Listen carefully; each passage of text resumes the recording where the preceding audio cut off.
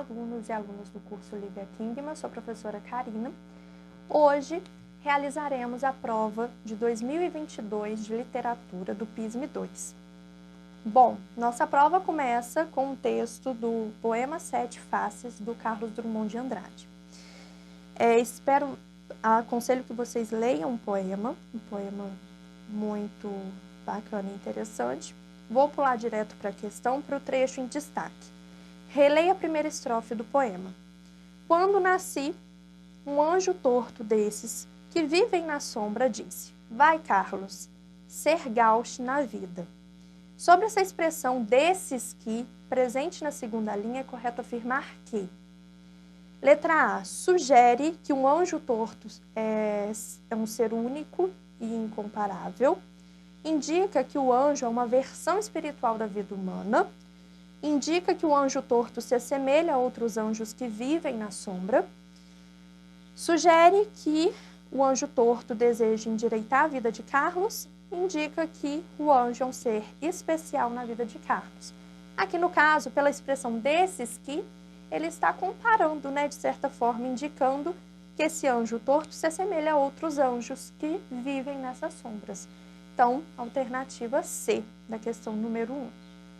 Na questão número 2, sobre a segunda e terceira estrofes do poema, não é pertinente afirmar que na terceira estrofe é um contraste entre vida interior, para que tanta perna, meu Deus, pergunta meu coração, e vida exterior. Porém, meus olhos não perguntam nada. Aqui não há nenhuma relação entre vida interior e exterior nesses trechos e nesses versos. Na letra B, sim, o verso as casas espiam os homens deve ser interpretado literalmente. Exatamente. Essa ideia de que casas espiam o homem,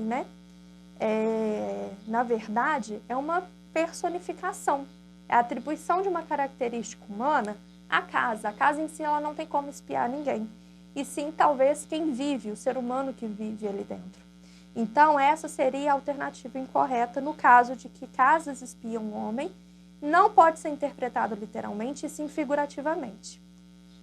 Na questão número 3, em relação à penúltima estrofe do poema, é possível afirmar que nos últimos 2 versos da estrofe há um contraste entre os mundos exterior e interior, exatamente correto, Ele trata do interior e depois do exterior deste personagem, desse seu lírico tratado. Na questão 4, nós temos um segundo texto do Torquato Neto. Let's play that. Quando eu nasci, um anjo louco, muito louco, veio ler a minha mão. Não era um anjo barroco, era um anjo muito louco, torto, com asas de avião. Eis que esse anjo me disse, apertando minha mão, com um sorriso entre dentes, vai, bicho, desafinar o couro dos contentes, let's play that. Então, na questão número 4, no texto 2, o poema de Torquato Neto, escrito no início da década de 70 do século 20, e musicado por Jardim Macalé na canção Let's Play That, percebe-se um diálogo proposital e explícito com o poema de Sete Faces do Drummond. Sobre as semelhanças e as diferenças entre os 2 textos, não se pode afirmar que, então há uma intertextualidade aqui. Em ambos os textos há a presença de um anjo torto, correto. No texto 2, o anjo torto é descrito com elementos da tecnologia industrial moderna, correto também.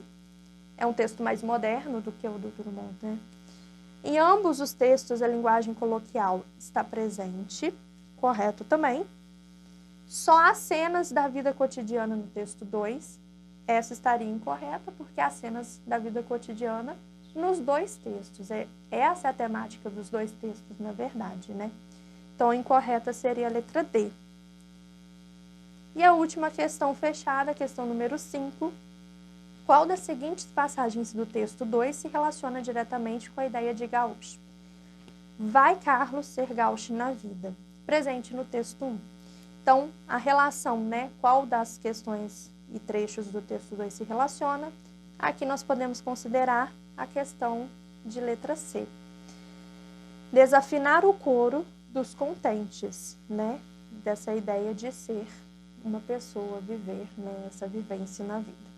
Então, desafinar ao coro dos contentes relaciona a ser gaucho na vida.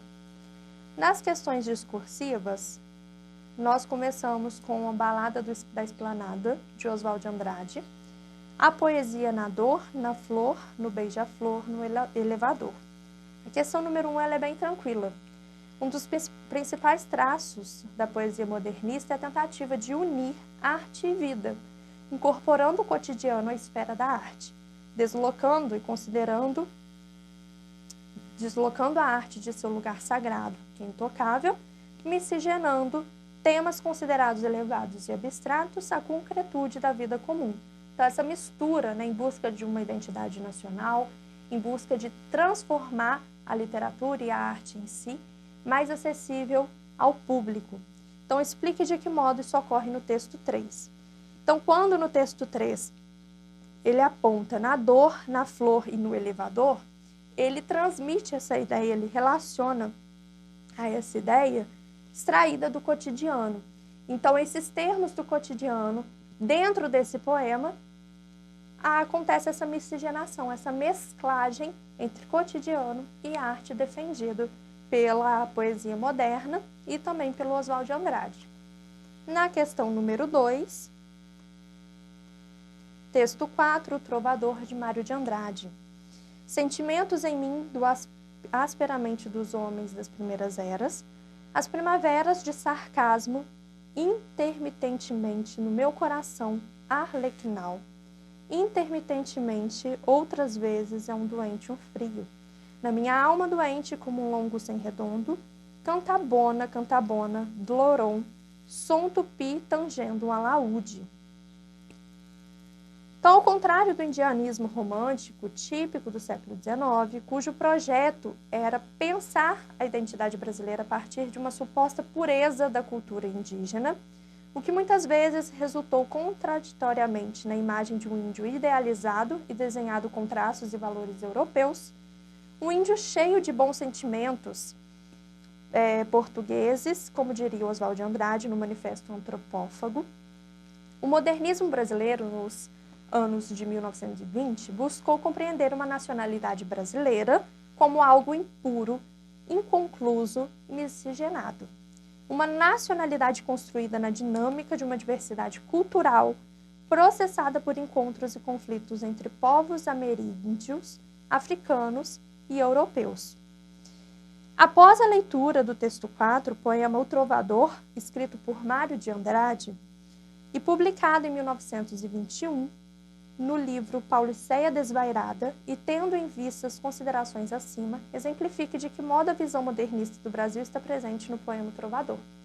Aqui nós temos a presença, né, dessa questão em que trata o indígena de forma diferente do que era tratado no indianismo no romantismo do século XIX.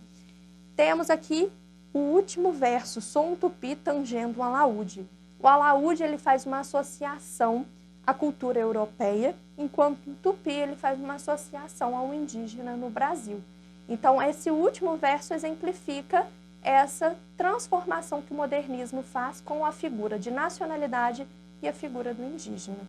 Espero que a prova tenha ajudado vocês a ter uma noção maior do conteúdo, de como ele é cobrado na prova do PISME, e até a próxima.